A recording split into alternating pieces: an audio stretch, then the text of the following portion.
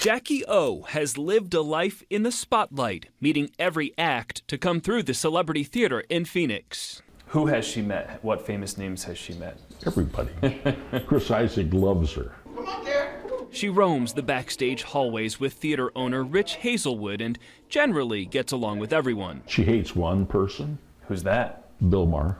Rich says the two had a scuffle during a photo shoot. He was so pissed off he just walked out. Sit. Rich took Jackie's side in that spat. He asked his staff to stop booking Bill Maher, who always played to a sold-out crowd.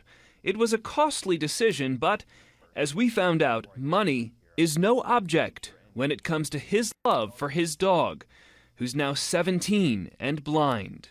Jackie was going downhill a little bit, and I thought, well, now's the time to do it. The time, he says, to clone Jackie O. There really wasn't another way to have another Jackie. You think she's truly that unique? Yes, absolutely. Rich found a Texas-based company called Viagen, which has been cloning horses and cows for years. They just recently began cloning cats and dogs. Using a tiny tissue sample from a living pet or one who recently passed, they create an embryo and implant it into a surrogate dog. It's amazing the feedback that we're getting.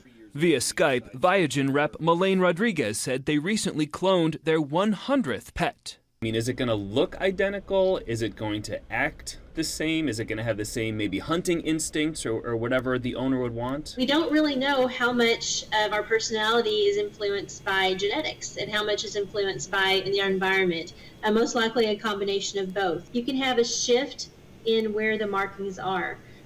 But usually not very dramatic, but sometimes they can be quite different looking. Judge for yourself. You've met Jackie O, now meet Jilly O and Jenny O. They are Jackie's year-old clones, born to a surrogate beagle in Rochester, New York. They do share the same DNA, but you can see the markings on the clones are indeed very different than Jackie's. Was that a surprise?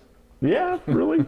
But he isn't bothered that Jackie's clones don't look just like her, and he's delighted that they have similar but in some ways very different personalities. Jenny is more relaxed and prefers naps.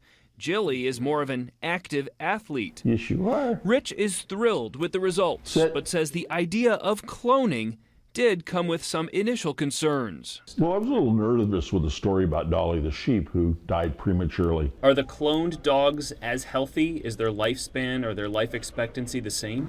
Cloned animals are perfectly healthy. They live a normal lifespan, just like any other dog.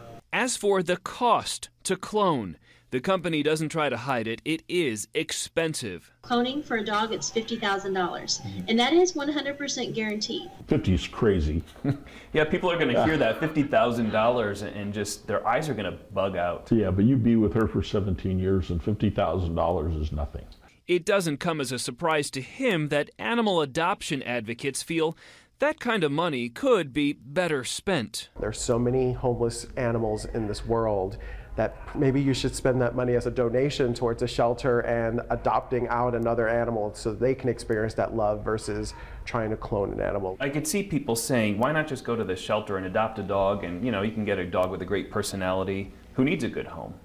That makes a lot of sense, but it didn't to me. Yeah.